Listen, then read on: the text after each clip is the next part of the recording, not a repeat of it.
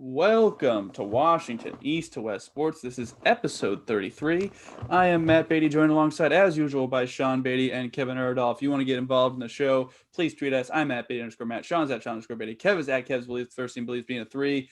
Follow us on YouTube. Hit that subscribe button. Comment on our videos. Tell us what you think of the show. Tell us what your thoughts are on the topics we talk about. Follow our page on the Eli Network. Gentlemen, let's get started with a little bit of a lighter topic. So, MLB The Show has generally been a PlayStation exclusive. I don't have a PlayStation. I know Sean had a PS4 for a while. He hasn't jumped on the next gen bandwagon quite yet. Kev, do you have a PS4 or a PS3? No? Okay, so this is going to be new to you as well. MLB The Show coming to Xbox next week, next Tuesday. Are any of you getting it? I'm going to say, for me, I have Game Pass, so I'm just going to download it. Might as well, just to see what it's like. I haven't played a baseball game since Sean and I had MLB Triple Play with Luis Gonzalez on the cover in 2001. So I'm kind of excited to play a simulation baseball game other than, backyard baseball. That's not really a baseball simulation game. That's more of a fun baseball game. But are you guys excited for MLB The Show to be on Xbox? Kev, what do you think? Yeah, it's definitely nice to have it on both platforms. God, I'm trying to think of the last baseball game I played. Oh, I can't even recall, to be honest. But just because, after a while, with all the Maddens and stuff, they kind of, form up as one. I always, if someone's going to throw in some Ken Griffey baseball on, Super Nintendo, I'm always down. But no, I'll probably get it, but I don't know if I'll get it like day one. But I'll probably get it after like a week or so. Might just because I have other stuff, adult business things I have to, bills and stuff I have to pay off. But yeah, maybe a possible late birthday gift for myself, so to speak. So there you go. Sean, what about you? No, because I'm not a heathen, so I've been able to play baseball games for the last decade. So nothing changes for me. So no, it's fine. Yeah, people can play it on the Xbox. That's great. Baseball has like a kind of, I guess people say, a issue with image with the younger crowd. So, get it in the hands of people who can play it. Like FIFA, Madden have big communities with I think the world champion, the guy from Seattle, the Madden champion's like 21. So you get like 21-year-olds playing your baseball game. Hopefully they become fans, watch that. That's how you further your sport. So I think it's only a good thing. More people seeing your game. Mm-hmm. I hear it's the best baseball sim, so I'm excited to give it a shot. And Kevin, Sean and I have King Griffey Jr. Baseball on Game Boy. I think it's still somewhere around our parents' house, I think. Yeah. So that's where I played Ken Griffey Jr. Baseball. So, I think he's probably got it in his room somewhere. Shit. He's breaking it out right now. He was talking about, there's Luis Gonzalez. Oh, yep, there's Luis Gonzalez. Nice. 2002, sorry. I had the wrong... Remember, because they're always they're always the year, because it was 2001, but that's true. They forwarded the year, so you're right. True. Okay, well, I haven't really been that great since then. So hopefully this is the game that's going to get me back into some baseball games. But let's talk a little bit. Little Freddie Garcia. Freddie Garcia. Yeah. Shout out Freddie Garcia. Look at that. Bring in the heat. Okay. All right, well, let's also just mention before we get into some Mariners talk that the Seattle Sounders begin their season this Friday against Minnesota United, rematch of the MLS Western Conference Finals, 6:30 p.m. There will be some fans there, so if you are a soccer fan and you want to see the Sounders defending Western Conference champs 2 years in a row, just go ahead and tune in this Friday. I think they might be on ESPN, but if you want to catch them, they should be usually on Joe TV if you do want to watch them. So check out the Sounders there, show some support there. But gentlemen, let's get into some Mariners baseball here. Let's talk about the recent week of games. So right after the 6-0 loss, after we recorded, Mariners lost 10-4 against Chicago, ended that series with a win 8-4. And then they lost to Minnesota 10-2 on Thursday before defeating Minnesota 4-3 and 10 on Saturday. And then defeating Minnesota one more time to win the series 8-6 on Sunday. They were scheduled to play today earlier in Baltimore, but it was postponed, rained out, so they're going to be playing a 7-inning doubleheader on Tuesday. and then they'll play two more games, afternoon game on Wednesday, followed by a technically morning game for the Pacific Standard Time people on Thursday. So I just want to ask you guys what you thought of the Mariners' recent games. They've gone 500 since we last talked. So what have been your thoughts on the Mariners? I'm going to actually go ahead and start on this one. So I think the biggest thing right after we recorded the next day, the Paxton injury was the toughest thing to see. He pitched just an inning and a third and then left the game. And reports are that he needs Tommy John surgery. So I believe Sean put out a tweet Hasn't been confirmed yet. Hasn't been confirmed, but I agree with your tweet, Sean. Not like this. Not like this. So that was hard to watch. But overall, I think the Mariners have been playing pretty decently for the most part. Outside of those two games where they allowed 10 runs, those are just like, I think oddities for the most part, since they haven't really had that in those other games. But I liked Kikuchi's performance in his recent start. I thought he's been pitching pretty well. And I think that the bats are finally starting to get going. Kyle Seager hit his first home run. Taylor Trammell hit his first home run. So I think the bats are finally starting to get going a little bit more here. I would like to see them get going a little bit more, but, at least they're winning games and, putting up runs, at least when they have a decent enough defensive performance to hold the team down to like 4 or 5 runs. They're usually able to get a win there. So I've liked what I've seen so far of the Mariners this last week. Sean, what have you thought?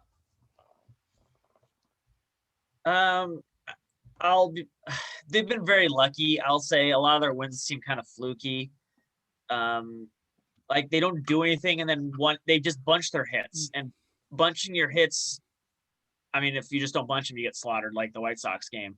So I would like to see more consistent plate appearances. I think for the most part, it's Mitch Haniger, Ty France, and then recently Kyle Seager came on super strong. But other than that, no one else is really even sort of hitting. Trammell hit 2 home runs, but other than that, didn't get a hit in the other game, other than those 2 hits. So, a home run is nice. I'm not complaining about a 1 for 4 with a home run, but just, a walk or, some people getting on base. We need to see like some base runners, just a little bit more of that. And on the other side, I don't. It's early and it'll change, but the starters have not been great. But the bullpen, which I blasted for months on this podcast, has been awesome, or better than the starters by far. So I think it's going to flip. I don't have faith in this bullpen really keeping it up for the rest of the year, but we can't have the starters keep wasting this good bullpen as we have it. Bullpens are fleeting. So these starters need to figure out quickly. And so do these hitters, because at a certain point, the bullpen is going to become the old bumpkin. Bullpen.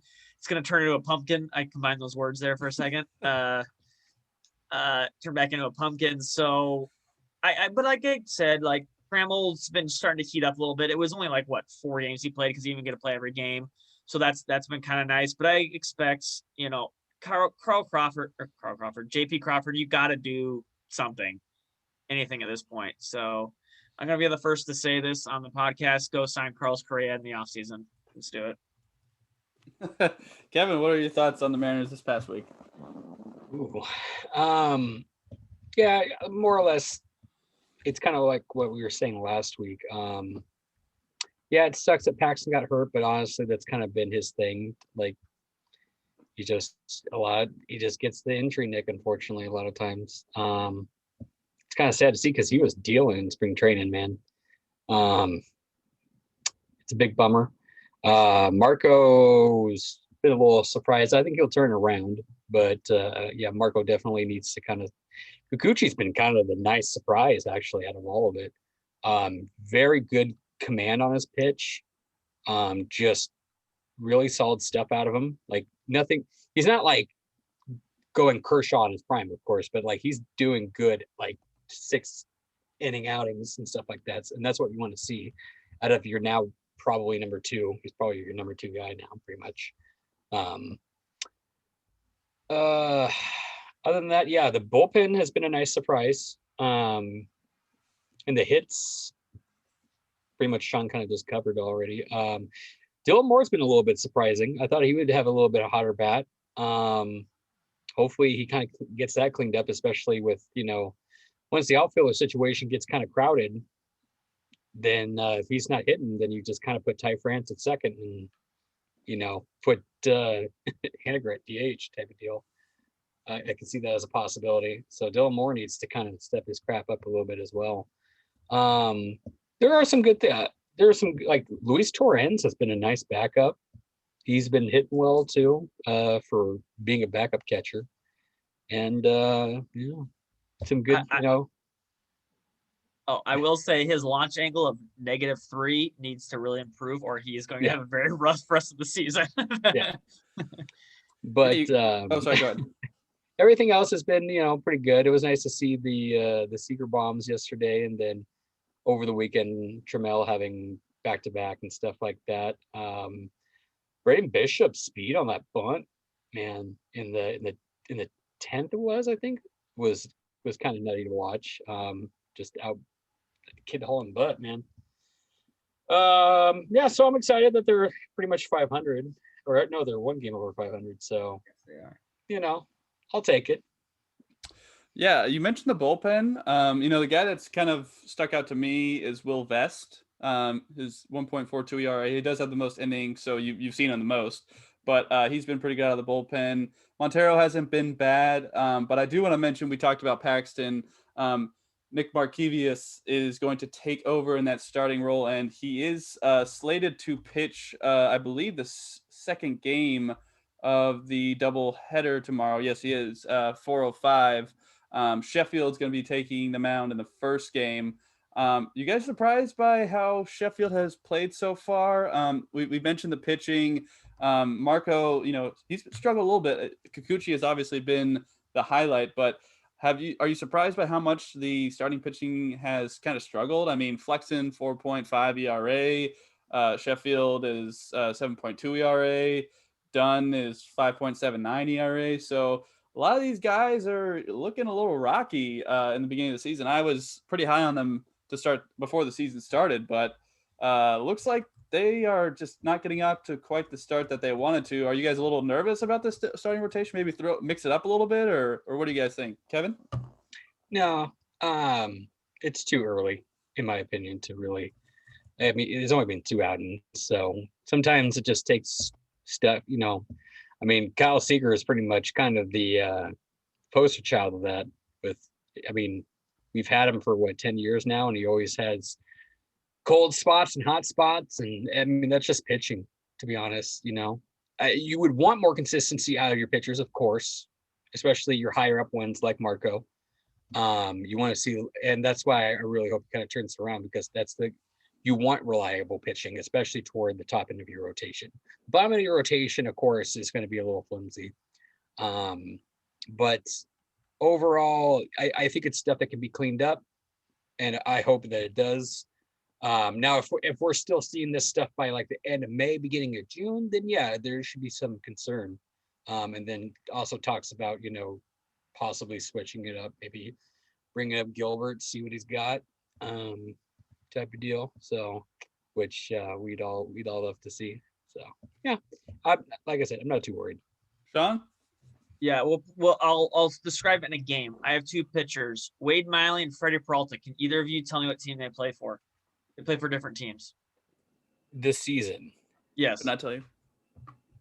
Okay, because one is leading baseball, the other is 6th in baseball in ERA. So no, it's way too early to talk about like the worries of these plate. When Wade Miley has the lead, he's a Ranger, isn't he?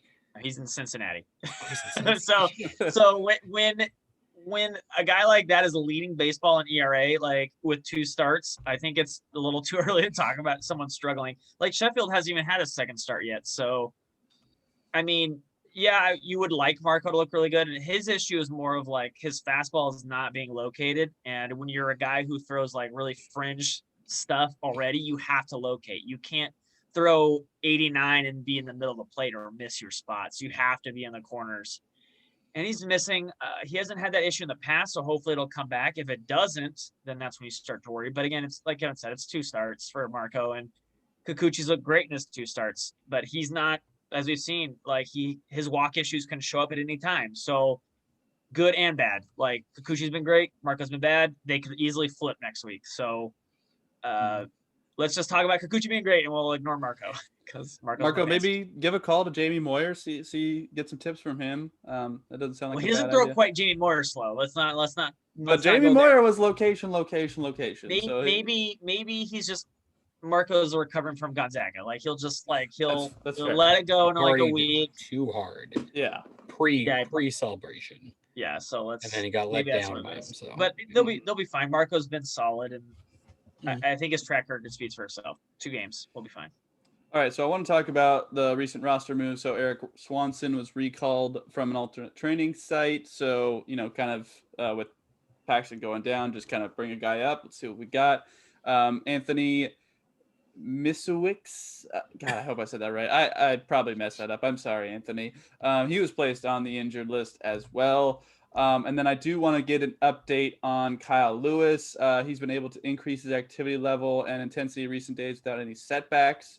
This was reported yesterday by the Associated Press. So looks like Kyle Lewis could be coming back into the fray here pretty soon. Friday. What was that?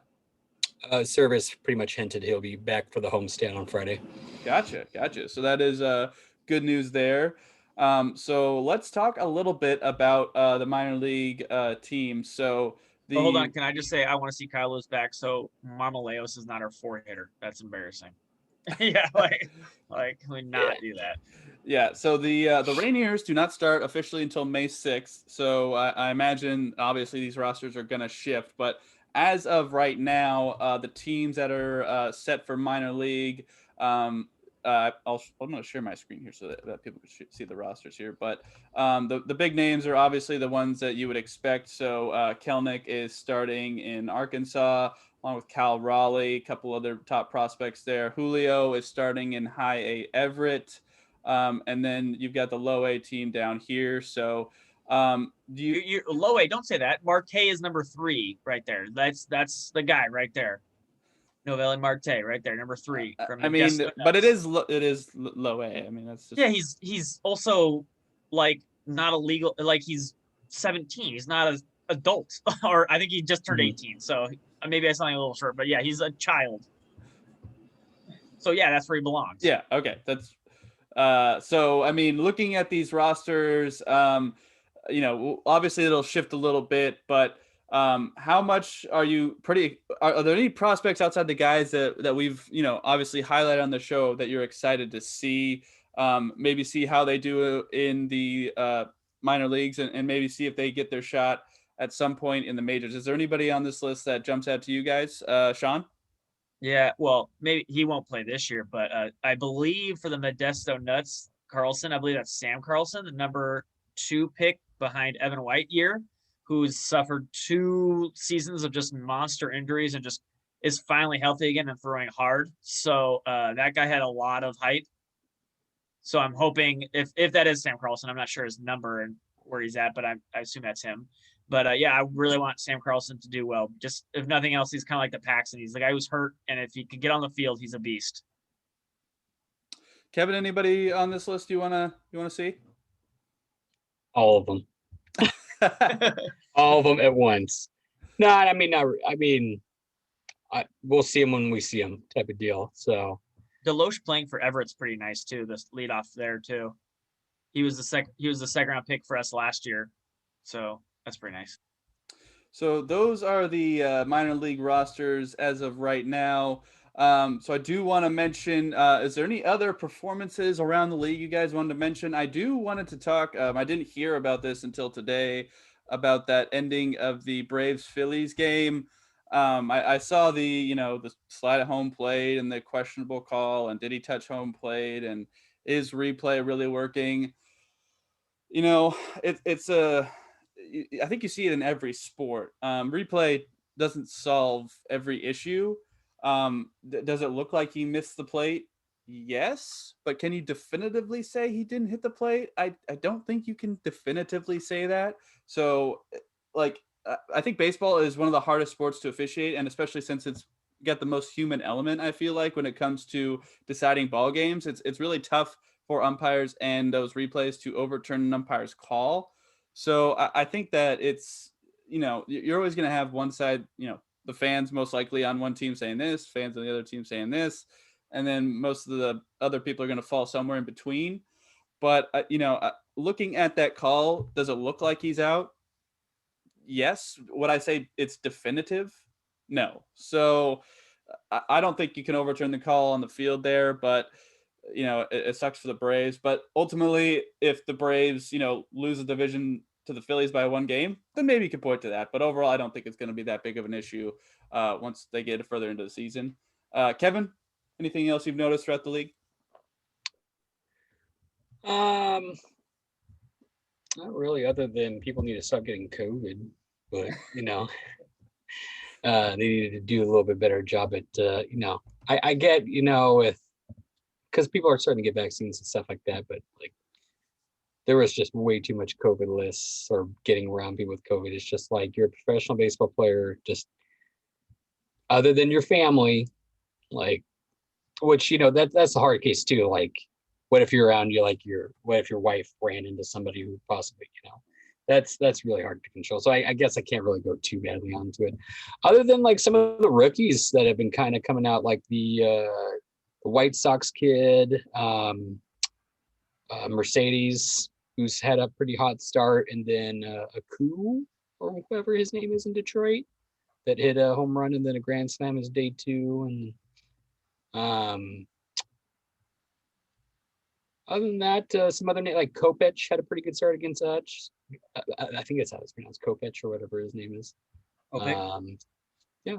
So just some rookies, or like people who were rookies last year, quote unquote, that didn't really count because it was only like 40 games. But and the sad fact that Tatis got hurt too, that kind of sucks. It's always sounds like sucks he'll be when you back on see big Friday. stars get hurt. What's up? Sounds like he'll be back on Friday though. That's always good to do too, but it's just, like, even though I would love to see Mike Trout just go on vacation, I don't want to see him get hurt, of course. But if he wants to take like a 6-month break off, that's cool with me. I was gonna say the guy I was gonna talk about was Kevin. Kevin talks about Mercedes just being a beast, and Mike Trout just quietly has the hottest start he's ever had in his life, and Mike Trout's OPS is still higher than his OPS, which is just like, he literally hit an elementary school with a baseball 3 days ago, and no one talked about it. Like, he cleared the bleachers and hit an elementary school, and everyone's like, it's just Mike Trout. Like, it's just whatever. And I'm like, dude, he hit a freaking school with a baseball, and no one's talking about it. But I think that's just bad location of the school, honestly. Well, they were playing in Toronto with that whole thing, and they're just like, oh, they'll put a school there, and then Mike Trout like hits it there, and like, oh, maybe we should have put a school there. But I guess they didn't anticipate Mike Trout hitting bombs for them. It's another thing is, it's cool that Joe Musgrove went back to San Diego, where he grew up and wanted to pitch for them, and threw the first no-hitter in San Diego history, which was the last team to not have a no-hitter.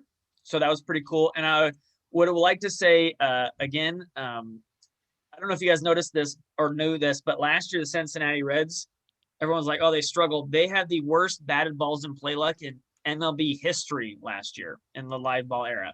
So they basically were super unlucky. This year they are not getting unlucky, and they are telling everyone that you all need to respect what they're doing, because they are absolutely tearing the cover off the balls. So it's been fun to watch. I picked the Reds last year, remember, in our other podcast. They have the most home runs in the league, well, tied with Houston, which is also another terrifying thing, because apparently Houston can play baseball, guys. Who knew that?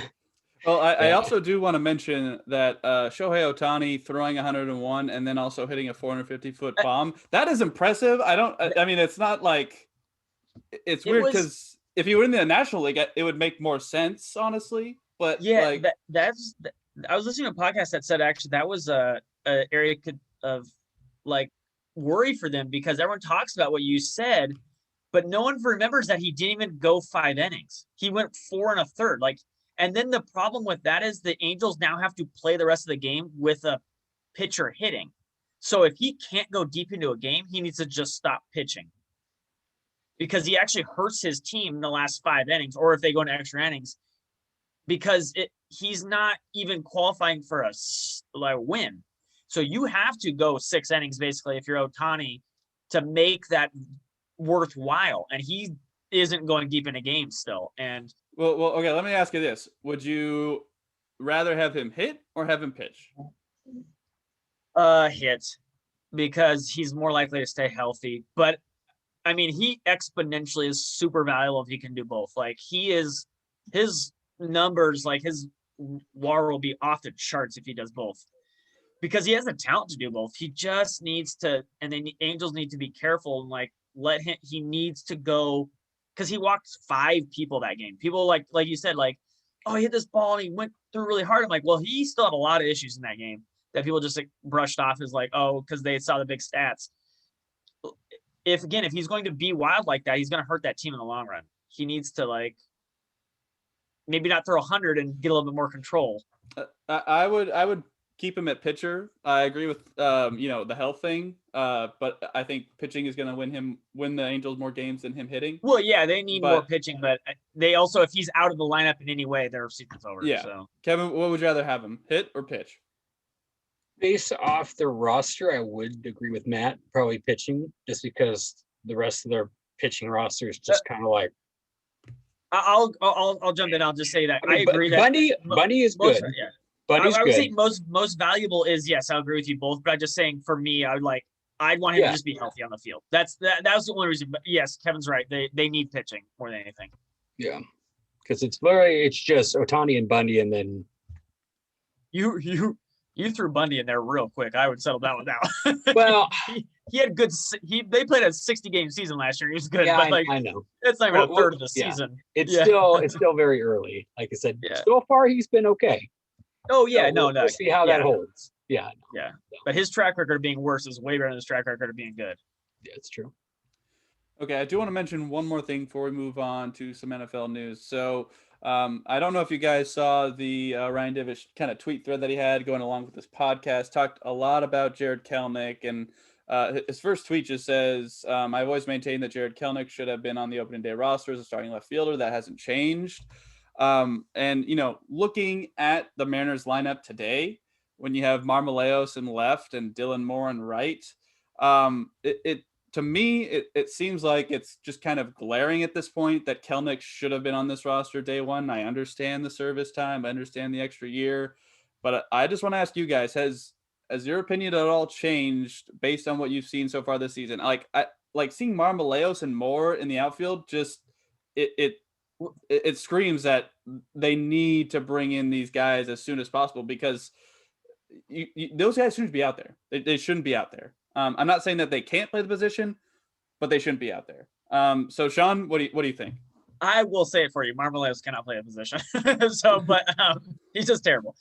And he's playing first base. Like, let's be fair. Like, if Mitch Haniger is playing right field for most of the games, he got a day off as DH, and that's why Moore played out there. Moore's not playing outfield.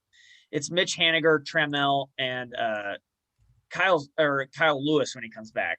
So you need Trammell to play to get the ABs. You need Mitch Haniger to play at the ABs, and you're not going to sit Kyle Lewis when he's healthy. The only issue is, like Kevin said, on Friday, would you have called him up for 10 games, Kyle Lewis to come back, and then what do you do with Trammell and Kelenic? Because Trammell's only had, 20-something at-bats. I don't think he's had enough at-bats for you to really know who he is either. So you're splitting halftime between these guys, and it's just, I think until you get that service time, is still the correct move. Yes, he has the most talent. Yes, he'll be the best player. But right now, you're not competing this year. You need to figure out who you have with these other two guys and then move on from there, and then just basically free up his spot for him when he shows up. Kevin, what are your thoughts? Yeah, we have the luxury of time in our. Oh, that's a good way to put it, Kevin. That is a good way to put it. Just because, like as Sean said, we're not really competing this year. And even then, because as I was mentioning earlier about Dylan Moore, needs to heat up type of thing at the bat. Like Dylan Moore, defensively though, is still very good. Like he made a crazy ass catch yesterday, crazy, twisting back, and then rolls on the ground and just mitts it like a man, and then holds it up. I was just like, holy crap! I'm like, that was a great play.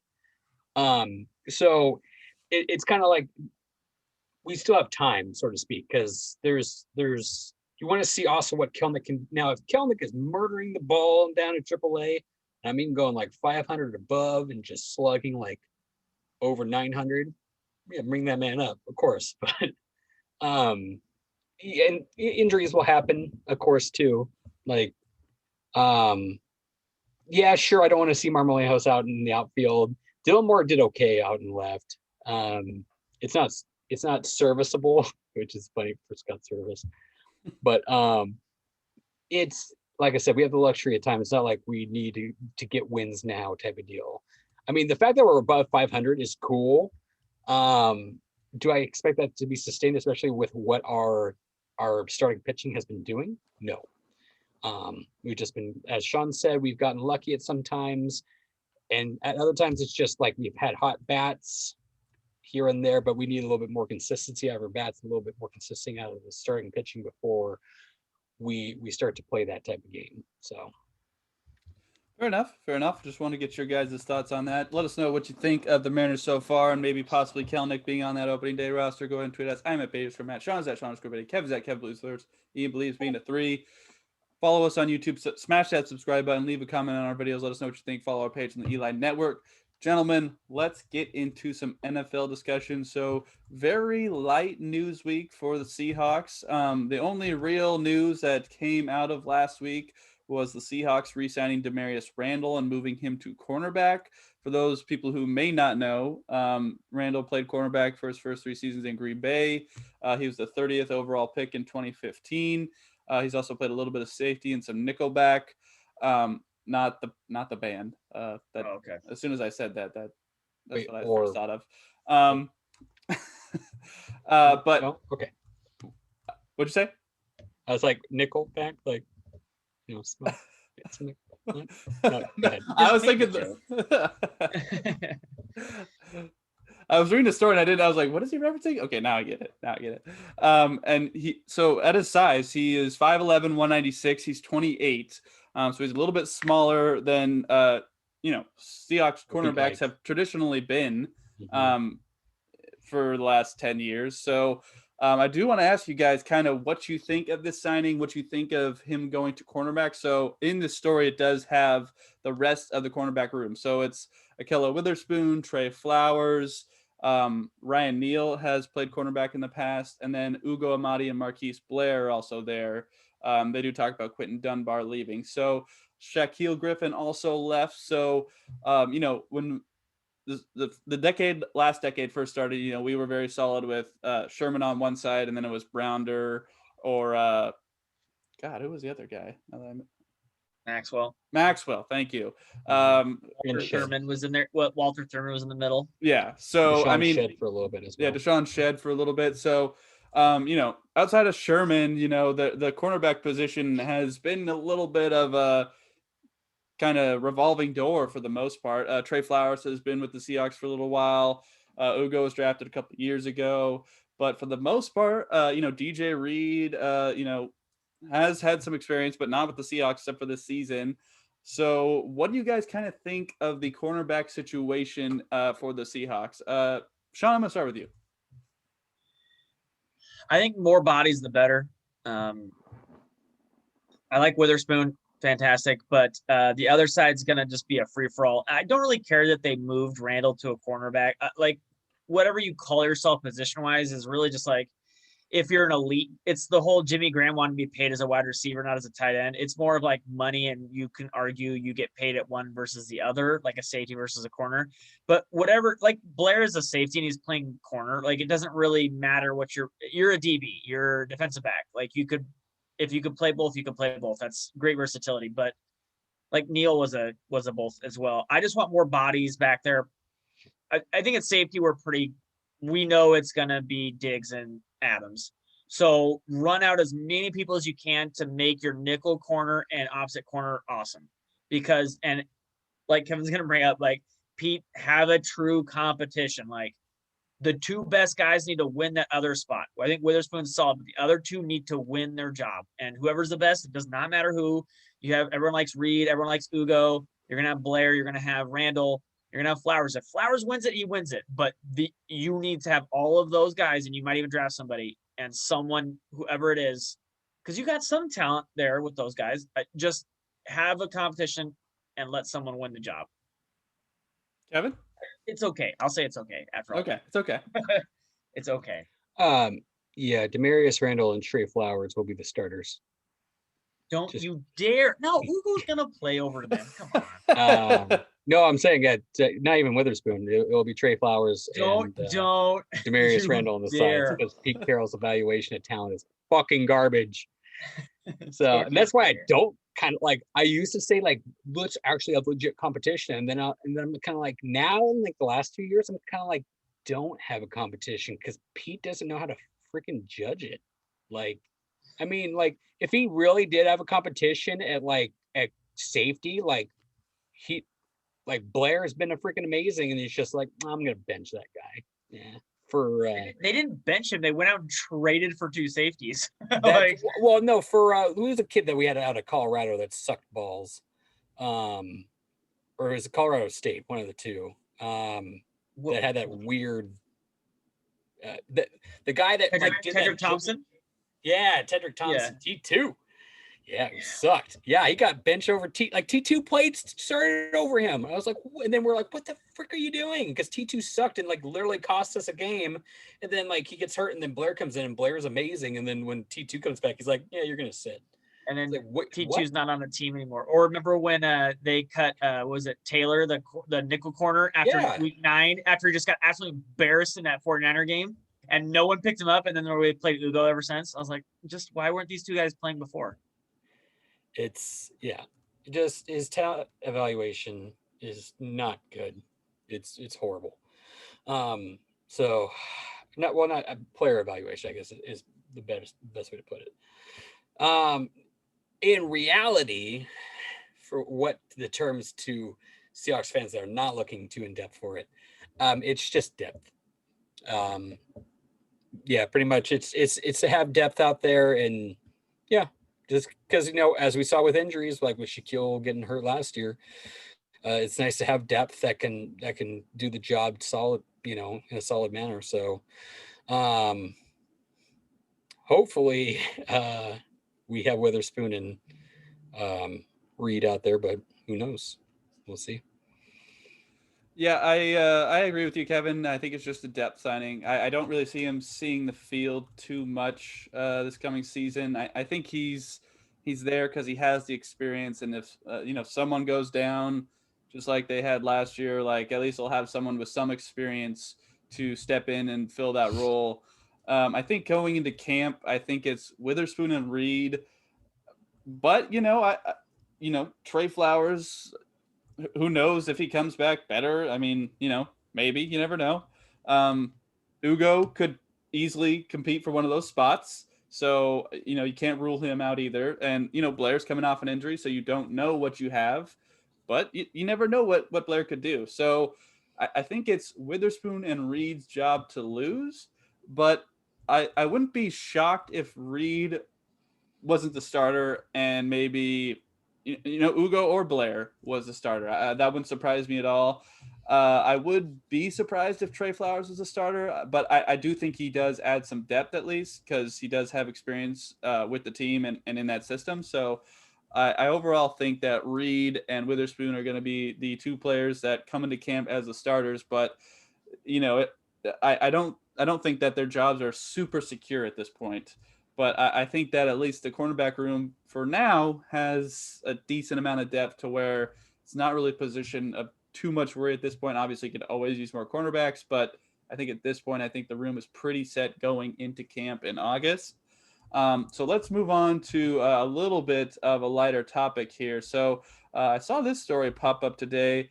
Thought it was pretty interesting. So New Orleans coach Sean Payton is going to be portrayed by Kevin James in an upcoming movie. Now, I thought this was interesting. It's going to be produced by Happy Madison Productions, Adam Sandler's production company. It's going to be titled Home Team, and it's going to be based on the year that Peyton had while he was serving his sentence during Bountygate. So I guess through like connections, Sean Payton's daughter dating somebody who has connections with Adam Sandler. And so he liked the script, he liked the idea, so they made it into a script, and now it's going to be an actual movie, and Kevin James is going to be playing Sean Payton. So I'm just curious, let's say we're casting a movie with the Seahawks. Who is playing Russell Wilson? That is what I would like to know. I'm gonna go ahead and start here. It's tough because there's not really an actor I can think of that would fit the build of Russell. Well, you can't look at it that way because Kevin James is not the build of Sean Payton. Kevin Like, James can be the build of Sean Payton, though. He's We're not not talking going Paul to Blart, Mall Cop here, okay? That's more on Sean Payton than Paul Blart, okay? Sean Payton has to pack on some LBs. My first instinct was a Men in Black Will Smith, and he's already been in a football movie before with being in Concussion. So Will Smith is a little old at this point to take that role on, so I don't think that is a likely possibility. But I'm drawing a blank on any sort of actor who might be able to play him. Like I'm trying to think, maybe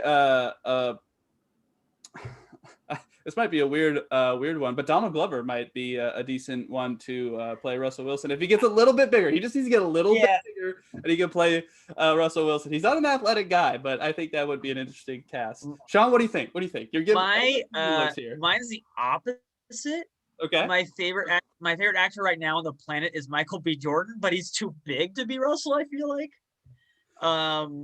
He's a little too tall. I don't know. Yeah, that's what I'm saying. Tall, yes. I think he's cut. Like, come on, like.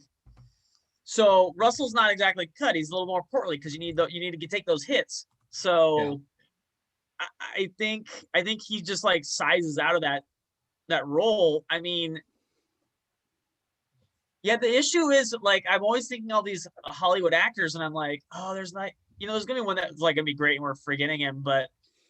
I just all the guys I'm thinking about like Idris Elba is so big that like I need to get that. Hold like on, Russell's I'm gonna throw one out there for Kevin.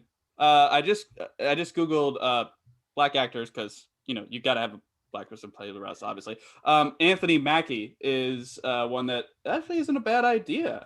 He's too tall though. Too tall? Yeah. Oh man. Probably.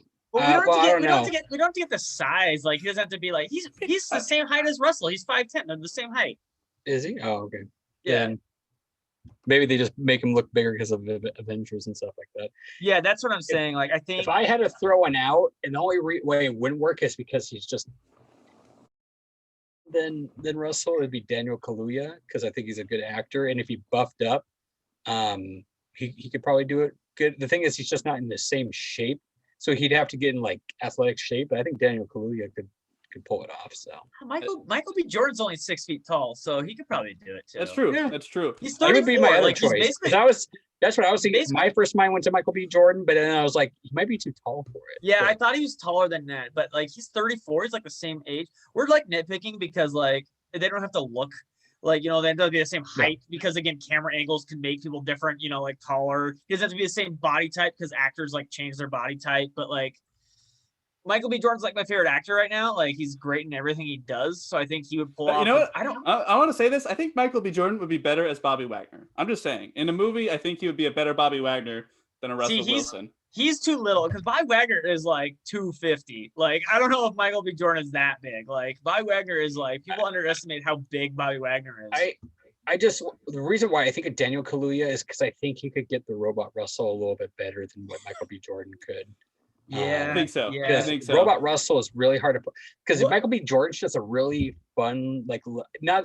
I mean, he's done serious roles. Don't get me wrong, but like, I just think just because he's done more dramatic stuff. But what is even Russell's movie about? Like what? Like I'm not saying we have a movie. I'm just saying who would play Russell in the movie. Being drafted. I want to see. No, I want to see. The question is Sherm. Who plays Sherm? Because I want to see after the pick in the Super Bowl that whole team and that like drama year, the TV show on like HBO or something. I want to see how that went, and I want to see like who plays Sherm and who plays like Michael Bennett and Pete Carroll and all that. Just throw some long dreads on Dave Chappelle. Let him go. Oh my God.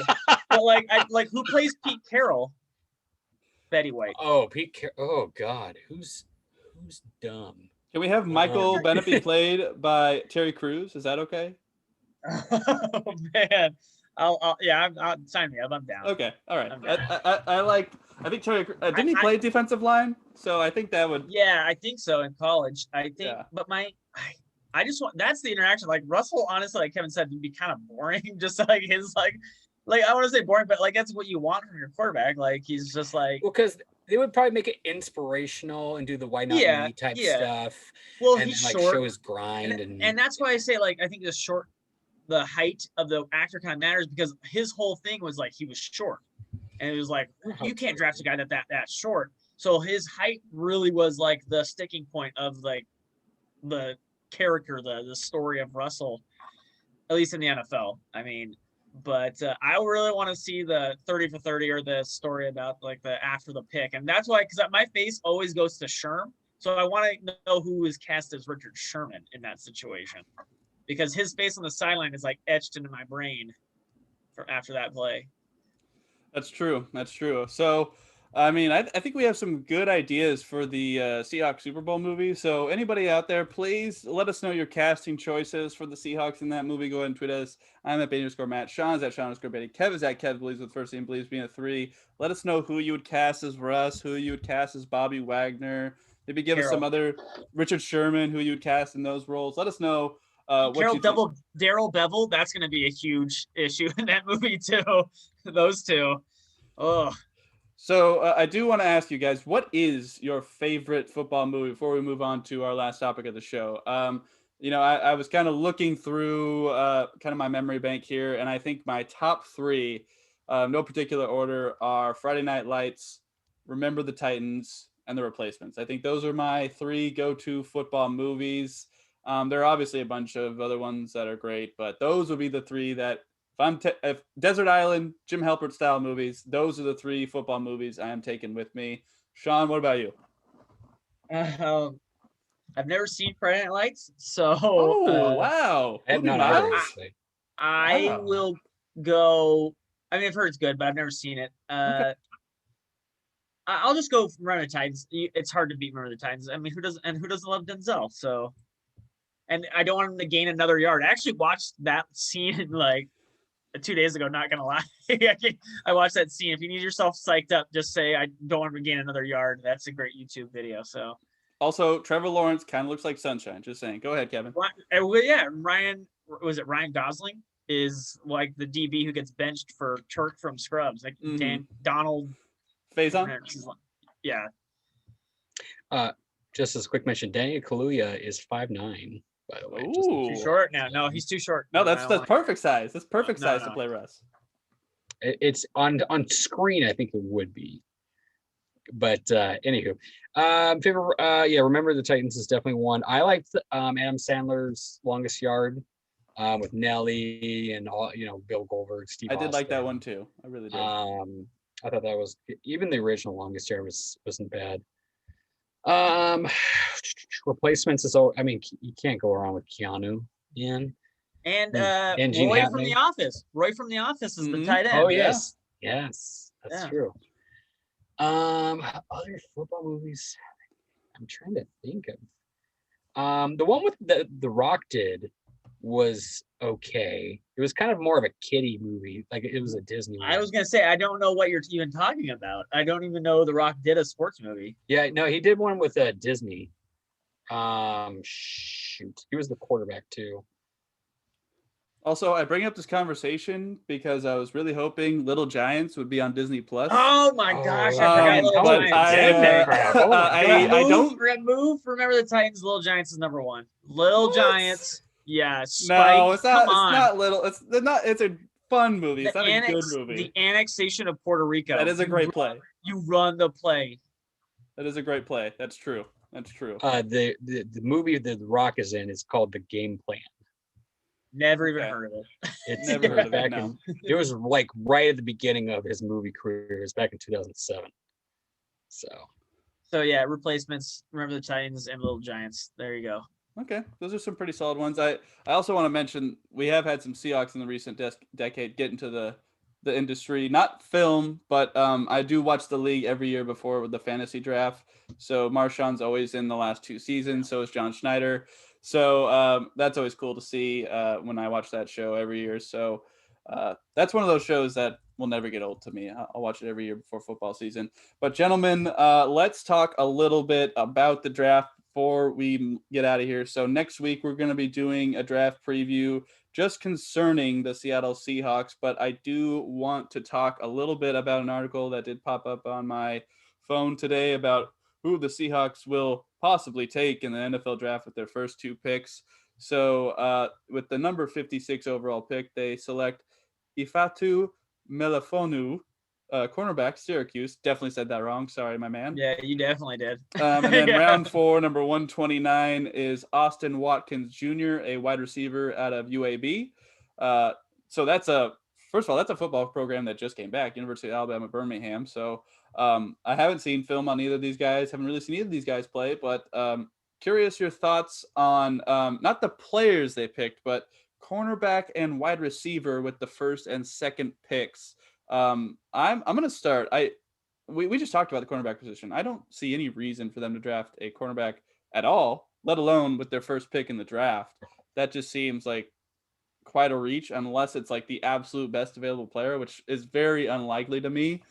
And then a wide receiver at that round 4, number 129 overall spot. Not a huge, like, I don't think you need to draft a wide receiver there. I wouldn't mind them drafting a wide receiver just to see if someone can fill into that, slot role with Tyler and DK. But I don't necessarily think they need to use that. I don't think they need to use that on a wide receiver. I think we'll talk about this next week. I think it needs to be O-line then D-line. But obviously, if they're our best available guys, like clearly head and shoulders above everyone else when it comes to your turn, I don't mind you taking that pick as long as it's a position of somewhat need. Sean, what do you think? Yeah, it's got to be D-line. I think your first one. They will trade down. Let's be honest. I think that's what's going to happen. But if you were to say like these are the picks they're going to draft in, I think second round you're still going to get enough high-end talent that your biggest area of need is D-line. I feel like because just it was so bad last year, you need to shore that thing up. And then after that, you're going to go not till the 4th round. Man, you're getting into some desperate territory. I don't think it really, to be honest, I'm not sure it really matters what position you take because that is kind of like the flyer area of the draft. So I feel like if they want to go wide receiver, that's fine. But I feel like they have enough pieces there that you already have your flyers. I would go O-line or even D-line again, or a corner is fine, but I think the first pick needs to probably be D-line. It was so bad last year when Jamal Adams is your leading sacks guy. You need someone on the D-line to get pressure. And Dunlap is nice, but Dunlap, let's be honest, is going to get doubled. If he is good, he will get doubled. And then Collier's going to be like wreaking havoc on the other side? I don't see it. So you need, and the guys like Taylor and them showed enough last year, but like, enough isn't going to cut it. You can't go in with a bunch of maybes. Like kind of the DB room, like we were saying, like load a bunch of like guys that could pop off and hopefully one will. But don't go in with like, we got like 2 guys that could. And if they don't, then you're just screwed. Load it up with a little bit more padding, a little more cushion. Kevin, what do you think? I'm actually going to disagree with Sean on this. I think you get with the second round pick, you got to go right tackle, period. You can't play around with this. Right tackle. You're not going to get a high-end guy anyways. I mean, there was a right tackle that we wanted last year that went in the second round. Like high in the second round, but he was about 16th because the Cardinals were around 14. And that's still not good enough. Like that's not. We just won't be there yet. I mean, stuff can fall. I mean, shit, we got DK at the end of the second round, so there were very real reasons why he fell. Especially this is the draft too that like people are gonna miss. Like nobody has a fucking clue where like people should kind of go because like depleted college season last year, no combine, limited pro days. It's going to be a super guest show, other than the first round. But you have to take some form of, like, even if they take a guard, I'd be happy, just because, like, you got to solidify Russell Wilson. Shell's okay, but he's not the long-term answer. And you don't have a first round pick next year anywho. So it's like, and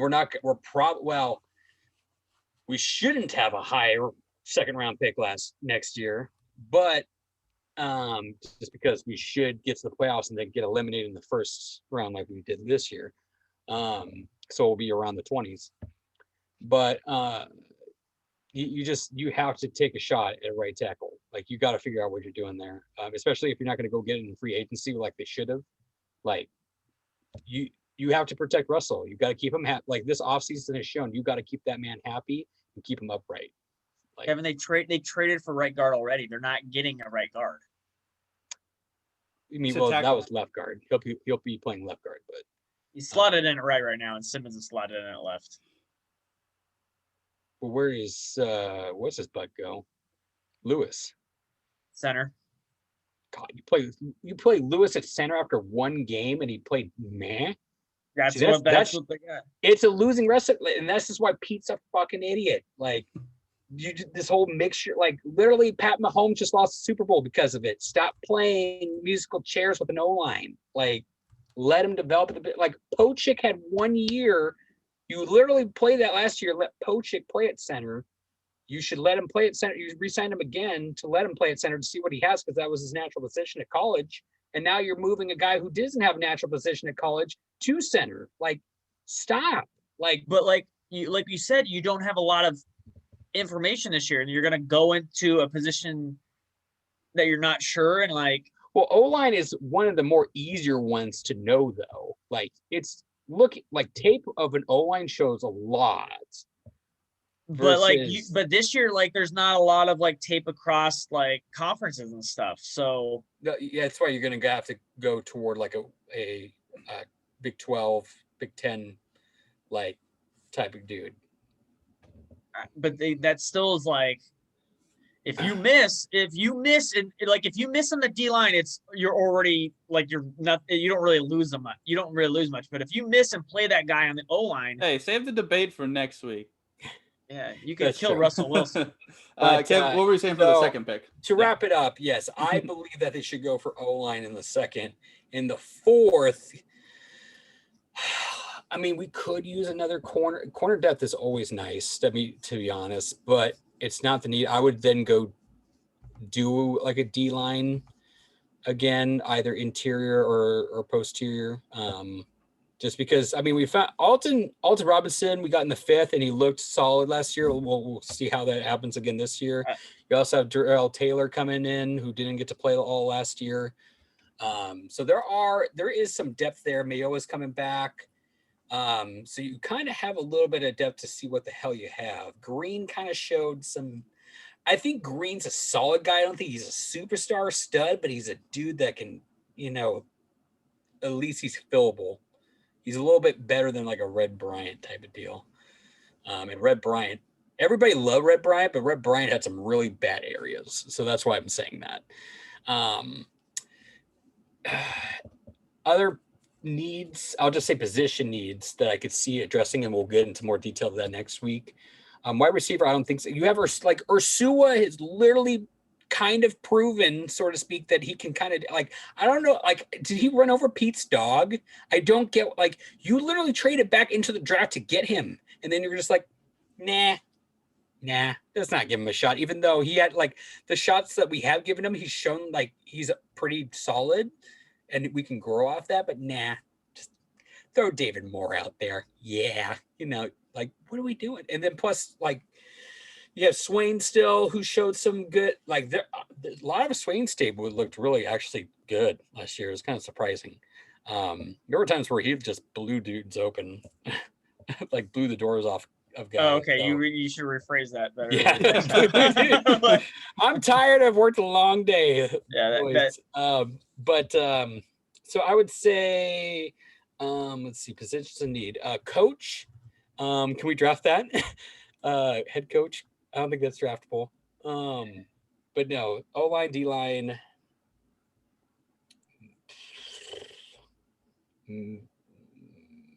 Maybe linebacker, but you already have BBK and Barton, so it's like I don't.